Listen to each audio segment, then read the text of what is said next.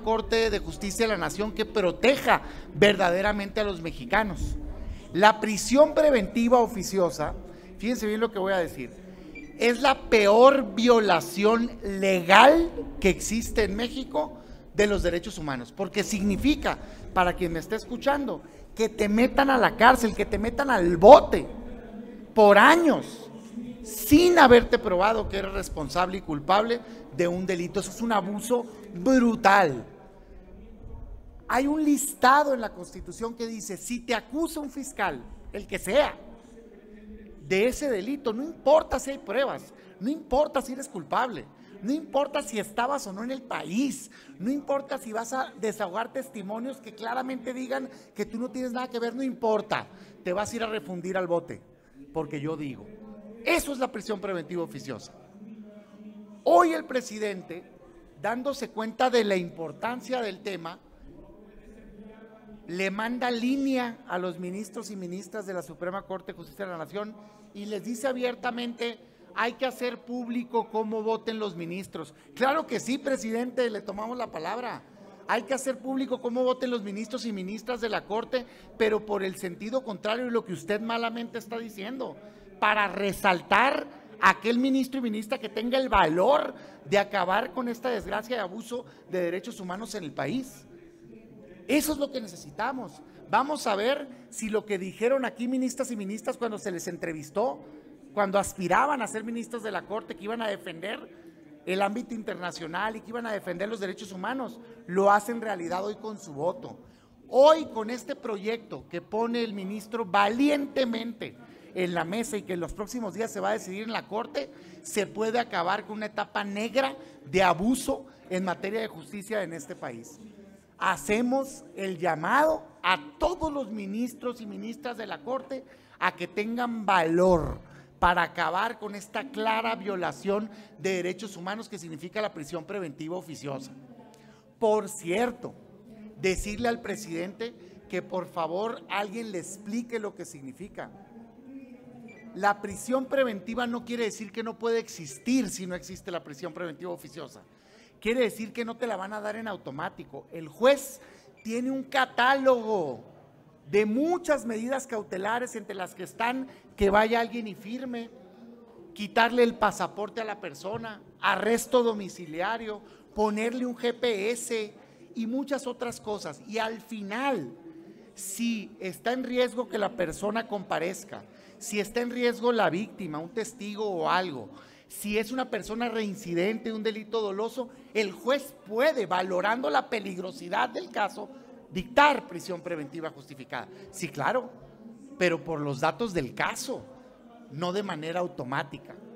Este ministro toma los documentos internacionales, tratados, la Convención Americana y dice, México firmó, es parte de organismos internacionales que ya han dicho con claridad que la prisión preventiva no puede ser oficiosa. Entonces, ¿de qué sirve decir que formamos parte de una comunidad internacional y que los tratados y las convenciones tienen rango de ley en México? Si no le vas a hacer caso. Ya se ha decidido en Corte Interamericana que no se puede aplicar la prisión preventiva de manera generalizada. Así es que hoy quisimos marcar postura, mi compañera y un servidor, en el sentido de aplaudir la valentía de este ministro, que está queriendo acabar el abuso que por años ha existido en México con la prisión preventiva oficiosa. Por cierto, existe un segundo documento de un amparo también de otra ministra, que es la ministra Norma Piña, que va en el mismo sentido. Enhorabuena, y el llamado es a que los ministros no se dejen presionar ni por el presidente de la República ni por nadie, y que decidan defendiendo los derechos humanos de los mexicanos. Muchas gracias, compañero Damián. Pues primero decir que desde que se discutió esta reforma constitucional, varias senadoras de Acción Nacional y de otros partidos votamos en contra. Votamos en contra porque sabíamos que esto era contra los derechos humanos. Es un camino fácil para los fiscales hacerle creer a la gente que con el hecho de que esta persona vaya a prisión, ya se castigó un delito. Aquí el tema fundamental es que las fiscalías tienen que hacer su trabajo y no lo quieren hacer. No quieren tener una policía de investigación profesional, no quieren hacerse de tecnología que les permita acreditar que esa persona realmente es un presunto criminal.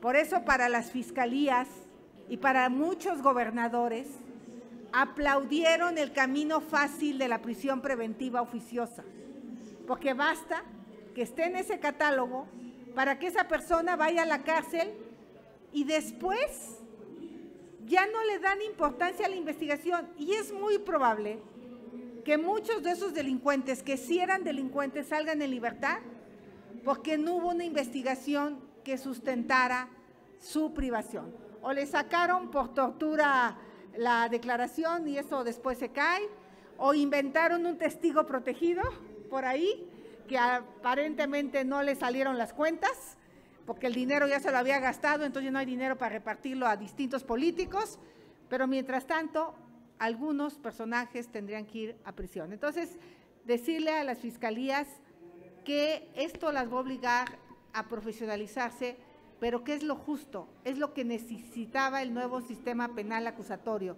Pruebas de culpabilidad. Nosotros no estamos defendiendo a delincuentes, que no se confunda. El presidente en la mañana habló de que van a salir muchas personas de prisión.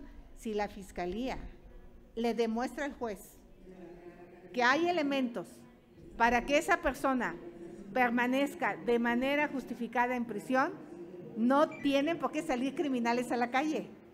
Pero si los fiscales no han hecho su trabajo, no han conseguido pruebas, pues es muy probable que sí pueda haber personas que se vayan a la calle, no porque sean inocentes, por la ineptitud tanto de la Fiscalía Federal como algunas fiscalías estatales. Yo ayer tuve una audiencia para otro tema donde estoy persiguiendo un quebranto de 40 millones y la noche anterior me cambiaron al fiscal. Empezó la audiencia y el fiscal no tenía ni idea del caso. Tuve que decirle al juez que en protección de mis derechos humanos como víctima se suspendiera la audiencia, cosa que el juez hizo porque el fiscal reconoció que le habían entregado el expediente en la noche. Entonces, así funcionan las fiscalías, por eso la criminalidad no cede. Muchas gracias. Si ustedes nos permiten, les pregunta Claudia Flores Barreto de N+. Buenos días. Preguntarle dos cosas básicamente. Una, bueno, entonces fue un error. Yo entiendo que el PAN se dividió en su votación, pero fue un error incluso aprobar en esta legislatura la ampliación del catálogo de delitos que ameritan justamente la prisión oficiosa que ustedes ahora dicen con documento en mano, que internacionalmente además es un abuso de derechos humanos, una violación de derechos humanos. Y por otra parte, acaba de subir Claudia Ruiz Massieu a la tribuna a rechazar que se le llame crimen de Estado a los hechos de Ayotzinapa y a respaldar a Jesús Murillo Caram en este caso. A mí me gustaría conocer si para ustedes fue un crimen de Estado o no fue un crimen de Estado y si el PAN coincide con el PRI de que pudiera haber motivaciones políticas detrás de lo que está pasando con esta detención. Gracias. A ver, va mi opinión y va la de mi compañera. En lo personal me parece una de las reformas más lamentables que este Senado y la Cámara de Diputados hayan aprobado y tristemente se dio con votos de la oposición, sí. O sea, la prisión preventiva oficiosa existe desde el 2008 en la Constitución, en la reforma. Se consideró un régimen de excepción cuando se pasó al nuevo modelo, ¿no?, que ahora es parte de la presunción de inocencia y se tiene que probar la culpabilidad y demás, y se pusieron unos delitos que por su gravedad se consideró que tenían que tener una excepción, lo cual es erróneo, porque que te acusen de un delito grave no quiere decir que tú eres culpable del delito grave. Pues cualquier fiscal puede decir que Pedro Pérez está acusado de tal delito y por eso vas a estar en el bote, ¿no? Muéstrame elementos que demuestren la necesidad de que yo esté en la cárcel o mi probable culpabilidad, por Dios. Y a partir de ahí es la moda política, ante la incompetencia para resolver el problema de inseguridad del país. Ah, no, es que me hace falta cambiar el modelo. Ah, no, es que salen libres. Y le fueron sumando al ridículo que ya, pues el robo y un montón de cosas tienen prisión preventiva oficiosa. Otra vez, existen 2 prisiones preventivas en México. Una es oficiosa, que es no pregunto, no me importa quién sea, no me importa si estabas en el país, no me importa si claramente eres inocente. Si te acusan, te meto al bote y luego vemos. Pues ya vimos, acaba de salir una señora después de 3 años, ¿no? En la cárcel, con prisión preventiva, en ese caso justificada. La otra es justificada, que es el juez, que es como debe de ser, valora y ve el caso y dice, bueno, en este caso hay riesgo de fuga, en este caso hay riesgo de la víctima que le hagan un daño, en este caso es un reincidente de un delito doloso, te voy a dar prisión preventiva. Pero si no, me basta con, ven a firmar, te quito el pasaporte, te congelo cuenta, te pongo arresto domiciliario, por Dios, pues. 40% de la gente que está en la cárcel no tiene sentencia el día de hoy, más de 90,000 personas. Una sola persona inocente no debe estar en la cárcel. El Estado tiene que cumplir con su obligación de investigar y demostrar la culpabilidad de las personas. Por eso lo que hoy decimos es, este juez, este ministro, dice, es que eso es inconstitucional, es que eso viola los tratados internacionales, es que la Corte Interamericana ya decidió, la Convención Americana está clarísimo a nivel internacional, no es correcto dar prisión preventiva de manera generalizada a la gente, viola los tratados internacionales. ¿Para qué firmamos entonces si no le vamos a hacer caso? Entonces lo que este ministro está diciendo es, acorde al marco internacional, esto va en contra de los derechos humanos y por lo tanto no debe de aplicarse en México. Gran paso y sí creo que respeto a los legisladores, pero en lo personal yo no concibo cómo alguien pueda considerar correcto tener en la cárcel a alguien sin haberle probado su culpabilidad. Ni siquiera ha iniciado el proceso, apenas va iniciando el proceso, ni siquiera han mostrado las pruebas y ya lo tienes en la cárcel a la gente. Gran error, entonces. No, grave error, es mi opinión. Esa es mi opinión de ese tema y digamos, si quieres, ahorita te doy la de Ayotzinapa después. Bueno, de ese tema también, no solo es un gran error, tratamos de convencer en tribuna a los compañeros senadores y senadoras que no era correcto votar a favor. Subimos varios a fijar postura donde advertíamos pues la clara violación a los tratados internacionales. Sí quiero precisar que esto se da por una acción de inconstitucionalidad que pusimos por el tema de la prisión preventiva por delitos fiscales. Y yo lo que advertí en ese momento es que un empresario está dispuesto a perder su dinero, pero por un error de un contador que no declaró, que se equivocó y sales de los 7 millones que logramos, ¿se acuerdan?, poner en la ley, pues ese empresario puede ir a la cárcel de oficio. O sea, y entonces nosotros pusimos una acción de inconstitucionalidad por ese tema, por el tema de delitos fiscales, y el ministro afortunadamente se fue hasta la cocina, porque era lo correcto. Él no podía analizar solo el tema del Código Penal en delitos fiscales, si no analizaba el otro contexto. Entonces, en ese sentido, pues qué bueno que ojalá no se deje presionar el ministro presidente, porque yo lo he leído toda la vida y el ministro presidente especialmente ha estado en contra de la prisión preventiva oficiosa. Espero que la llamada de atención de Palacio Nacional no lo lleven a modificar o a posponer la votación. Y a la ministra Loretta, pues ella es la experta en Derecho Internacional, ella sabe perfectamente que las convenciones internacionales nos obligan, esos dos. Y respecto a Ayotzinapa, soy hidalguense, fui adversaria política de Murillo Karam muchos años, como oposición en Hidalgo. Creo que ciertos seguidores de Morena tienen lo que querían, crimen de Estado. Ellos siempre dicen que fue el Estado. Yo no veo al Estado concertando la matanza de 43 estudiantes.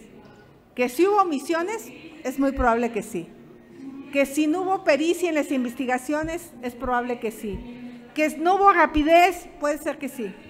Me preocupan los soldados, los mandos medios que reciben órdenes y que hoy aparentemente hay una orden de aprehensión solo para saciar la sed de venganza de algunos seguidores del régimen que quieren a fuerzas establecer que fue un crimen de Estado. Desde mi punto de vista personal, no hemos dado con los que sí mataron a los estudiantes. Estamos diciendo que los funcionarios responsables de la investigación cometieron errores, pero eso no implica que sea un crimen de Estado. Yo en lo personal no comparto esa visión. Lo bonito entre mi compañera Xóchitl Gálvez y yo es que nos complementamos en muchas ocasiones, coincidimos en muchas ocasiones y a veces tenemos puntos de vista un poco distintos y nos respetamos. A mí me parece un paso importante el informe de la Comisión de la Verdad. Y creo que si se lleva un juicio transparente, pulcro, y dejamos que las pruebas hablen, puede el caso Ayotzinapa, la tragedia, lamentablemente se puede convertir en un parteaguas de justicia para este país en términos de perseguir a quienes cometen un acto atroz y también a autoridades si estuvieron involucradas. Pero eso va a depender de las pruebas. Yo ya leí el informe y lo que veo me interesa conocer si es real. Me interesa conocer si el informe tiene atrás pruebas, porque lo que está diciendo es bastante grave. Yo lo primero que quisiera resaltar es el hecho en sí mismo. Fue terrible lo que pasó con los estudiantes. Y pareciera hoy que no es lo relevante. El hecho sucedió. Mataron, masacraron, asesinaron a estudiantes. Fue una tragedia que dejó una huella no nada más en los familiares, principalmente los familiares, pero en todo el país.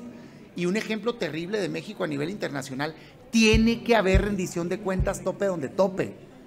Pero la prioridad del gobierno debería de ser agarrar a los que mataron a los estudiantes y a los que hicieron posible que se diera ese asesinato atroz.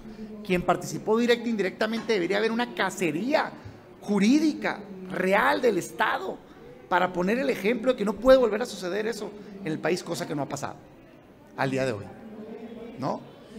Y en una siguiente canasta, en un distinto nivel de responsabilidad, pero a mí sí me parece bien que también se abra una investigación al respecto, está a valorar si hubo errores o incluso delitos en la investigación del crimen. Pero eso no implica que estas personas hayan cometido el crimen. Y sí me parece que hay que separarlo porque hoy la percepción pues no está muy claro y me parece injusto eso. Ahora, el señalamiento sobre la investigación está bien grave. Se habla de torturas, que no es nuevo, ya se había hablado antes, pero es muy grave. Y se habla de un desvío de la verdad para tratar de evitar o dar un manejo político. Bueno, y se habla incluso de desaparecer restos. En el informe así lo dice. Entonces, yo lo que digo es, espérame tantito. ¿Tienen pruebas de eso? Si tienen pruebas de eso, claro que hay una responsabilidad de Estado. Si tienen pruebas. Porque no en el delito, aunque sí hay claramente la intervención de policías municipales. Y en este informe se habla de llevar los cuerpos, hablan del 27 Batallón. Espérame, hablan de que tuvieron conocimiento en todo el tiempo previo y que tuvieron la omisión de actuar. Si eso se prueba, no, pues claro que hay responsabilidad de Estado, si eso se prueba. Pero yo espero que pasen del dicho en el informe a demostrarlo con las pruebas. ¿Qué me parece que tiene que cuidar? Ahora viene mi exigencia. A mí me parece un paso importante el informe. ¿Qué tienen que cuidar? Que sea un juicio ejemplar, público, transparente y que las pruebas nos digan quién tuvo responsabilidad y hasta dónde. Y ahí es donde empiezo a ver lo político y digo, espérense pues, no sé qué pasó ahorita en la audiencia, pero por ejemplo, que la prisión preventiva y que no sé qué, a ver, no le des ese sesgo, porque pareciera que tienen más importancia en mostrar la cabeza. Haz la investigación correcta, da con los responsables del crimen y si hubo mal manejo también de la investigación. Entonces yo diría, eso es lo que yo pudiera decir, pero yo no quiero hacer menos el crimen. Me parece que fue un punto, una tragedia terrible que me da gusto, si eso pasa, que se lleve a las últimas consecuencias. Si se prueba la responsabilidad. Y si no, que dejen en paz a la gente, por Dios, ¿no? Ese es mi sentir, entonces. En el fondo estamos en lo mismo. O sea, en el fondo yo lo que no veo es que el estadio haya matado a los 43. O sea, yo eso no lo veo. Yo no veo que el procurador en su oficina haya decidido, vamos a matar a 43 estudiantes y vamos a hacer todo para que esas... Yo lo que sí veo es que pudo haber habido omisiones, errores en la investigación que hicieron que no se localizara rápidamente a los 43. O sea, pero son como dos cosas distintas. Es quién mató a los 43 jóvenes y cuál es la responsabilidad de las autoridades por haber sido omisos a su trabajo. El problema es que como que los meten en una misma canasta y pues se trata de decir ellos son los responsables y ya una familia salió a decir, a ver, espérense, no han encontrado a quien mató a nuestros hijos, ¿no? Tenemos más preguntas. Gerardo Segura de Azteca Noticias les escribe. Él les pregunta si coinciden con que se requiere una profunda reforma en materia de justicia, como propone el senador Ricardo Monreal. Y otra, si él les pregunta que si así como metieron a la cárcel a Murillo Karam por supuestamente obstrucción de la justicia, así también deben meter a la cárcel a López-Gatell, a Bartlett o a Gers Manero, entre otros más. Sus preguntas. A ver, de la reforma de justicia, yo más que retomar el dicho de algún otro senador, retomaría la propuesta específica que hicimos ante el Senado de la República y que fue rechazada por la mayoría de Morena y aliados en el marco de la reforma al sistema de justicia, que la vendieron como la gran reforma de justicia y que la verdad era una reforma pues muy superficial. Claro que requiere una reforma integral del sistema de justicia. Yo siempre cito como ejemplo el tema penal. Del 100% de los delitos, 90% no se denuncian, 90%. El 10% que se denuncia, solo 7% se abre una carpeta de investigación. Ese 7%, solo 3.5 llega al juez. Pues ¿cómo vas a resolver el problema si haces una reforma, una reformita, por más que la quisieron presumir de otra manera, cupular, que solo le pega el 3.5 del problema? Necesitamos atender el tema de justicia completo, desde la prevención, la procuración de justicia, justicia cívica, mejorar los procesos, agilizarlos, mejorar los nombramientos de los ministros y ministras, de los consejeros de la judicatura, de los jueces y magistrados, esquemas más transparentes, en fin, para poder mejorar el sistema de justicia. Pero eso requiere voluntad. En específico, por ejemplo, voluntad de dejar de hacer de los nombramientos de ministras y ministros un tema político, de cuotas, y de ponerte de acuerdo y empezar a votar o a poner solo a la gente más capaz, independiente y autónoma que nos garantice un buen actuar. Entonces yo diría sí, pero en serio, una reforma de fondo al sistema de justicia. Y el otro tema era... Que si así como metieron a la cárcel a Murillo... A ver, a mí no me gusta individualizar los temas, ni con el exprocurador hoy detenido, ni con los demás. Yo lo que digo es razonable una investigación sobre el desempeño de la Procuración de Justicia, en ese caso, ante los señalamientos de tortura, de cambio en las versiones oficiales y demás? Sí. Sí, yo creo que nadie se debe espantar por ello. Claro que es correcto que se abra una investigación si hay esos señalamientos. Lo que yo creo es que no debe haber un manejo político y que las pruebas hablen. Si tienen pruebas, preséntenlas y entonces sí, que tenga responsabilidad. Si no se tienen pruebas, son dichos, pues no hagan eso, porque están jugando con el dolor de familias de los asesinados. Y principalmente hay que dar con los responsables de las personas que mataron a los estudiantes y los que les ayudaron a hacer lo posible. Y sobre quién, oye, qué tal o cual, quien sea que haya cometido un delito lo tiene que pagar, pero se lo tienen que probar. Basta de trofeos políticos, queremos justicia en México, justicia en México. Pero así como se dice eso, también yo no estoy de acuerdo con voces a veces de la oposición que casi no quieren que se hable de los temas, pues del pasado. Yo digo, espérate, me brinco al tema de estafa maestra. Sale Rosario, ¿es correcto que haya salido? Pues claro, tenían 3 años en la cárcel por una licencia, le pusieron un juez que era pariente de su enemigo político, pues claro que era correcto que saliera. Oye, ¿es correcto que no se investigue la estafa maestra? Por supuesto que no.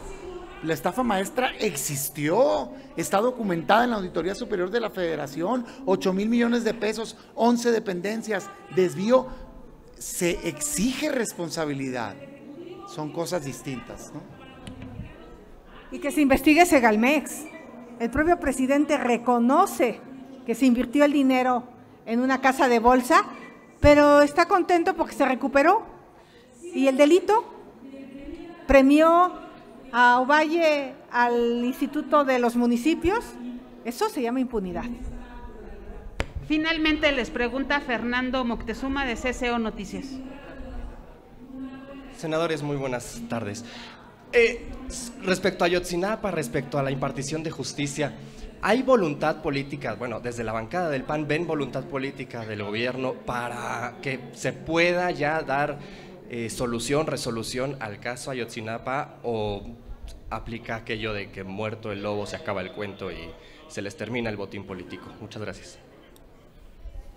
Mira, digo, a nombre propio, porque no es un tema donde estamos marcando una postura del grupo, ¿no? Será seguramente tema a debate en la plenaria y demás. A nombre propio, yo te digo lo siguiente. Que un gobierno diga, acepto la responsabilidad de elementos miembros del Estado mexicano, a mí me parece importante. Que se giren 83 órdenes de aprehensión, incluyendo 20 militares, a mí me parece importante. Falta ver quiénes son, exactamente de qué se les está acusando y si hay pruebas, ¿verdad? Y entonces podremos hacer esa valoración, porque el problema de este informe es que salen y marcan una postura, pero sale el gobierno a marcar la postura. Por ejemplo, los familiares o los integrantes del grupo de expertos que en teoría están involucrados, pues no lo hacen propio. Dicen, es que yo no lo conocía. Espérate, pues. O sea, entonces, yo lo que creo es, muy bien, terminaste el informe, lo pones a disposición de la Fiscalía, abran los procesos, ojalá y no echen a perder como todo echa a perder Morena y este gobierno, en términos de politizar las cosas. No se necesita. Es un tema que le causa dolor a la gente. Mataron a 43 personas, los masacraron. Seamos responsables con sus familias y con el dolor que tienen. Respeta a las personas. No juegues políticamente con eso. Si alguien tiene responsabilidad en el asesinato, refúndelo en la cárcel. A todos, haya sido el que sea. Y si alguien tiene responsabilidad en la investigación, también, pero no juegues queriendo dar a entender que la falla de la investigación casi que mataron a... Perdón, pues, ¿no? Seamos justos con la gente. El que mató fue el responsable del asesinato, y si hay una falla en la investigación, no la minimizo, tiene que tener castigo, igual y es cárcel, porque la tortura es un delito grave, no grave en términos de como les encanta poner, grave de gravedad. No es normal que torturen a alguien, ¿no? Si se prueba eso, hasta quien se lo prueben, tiene que haber responsabilidad también. Sí, pulcro. Ojalá, yo por eso digo que bien llevado el caso Ayotzinapa, si esa voluntad es real del gobierno federal y le ponen las pruebas atrás y hacen todo público y no politizan el tema y no andan metiendo en prisión preventiva a la gente nomás para decir que ya tienes a alguien en la cárcel, sino que le demuestran la culpabilidad a quien sea, puede ser un parteaguas de justicia para el país. Sí, porque hay pocos casos en México en donde se diga Aquí están los responsables del crimen organizado y aquí están los que les ayudaron de las policías, del juez, el otro. No es menor. El tema es, vamos a ver si es cierto que hay voluntad. Eso se va a demostrar con las pruebas. Porque si resulta ser un informe inventado, van a haber vuelto a ser víctimas a los asesinados. Yo en este caso creo que una cosa es lo que dice el informe o de lo que se le acusa a Murillo, que es obstrucción de la justicia, y otra cosa es si él cometió el asesinato, ¿no? Y de repente, como lo manejan en los medios, fue el Estado. O sea, como si fueron ellos los que mataron a los estudiantes. Entonces, creo que sí es importante que se maneje el lenguaje jurídico real. A fulano se le acusa de tortura, porque hubo un personaje que torturó. Bueno, eso es un delito y ese personaje tiene que ir a la cárcel por haber torturado. ¿Qué me preocupa? Me preocupa que ya de entrada se excusa al general secretario. ¿Quién da las instrucciones? Sí, yo pregunto, ya el presidente dijo que no va, que el general secretario no tiene nada que ver. Yo pregunto, ¿un soldado tomó la decisión que haya tomado? ¿Van a agarrar chivos expiatorios cuando sabemos que en el ejército hay todo un sistema de mandos? Nada más yo quiero saber quién estaba enterado de las decisiones que se estaban tomando y no vayan a encerrar a 10 soldados que lo único que hicieron fue acatar instrucciones. Ese sería lo que yo plantearía en la mesa. Muchísimas gracias, senadora. Senador, no tenemos más preguntas.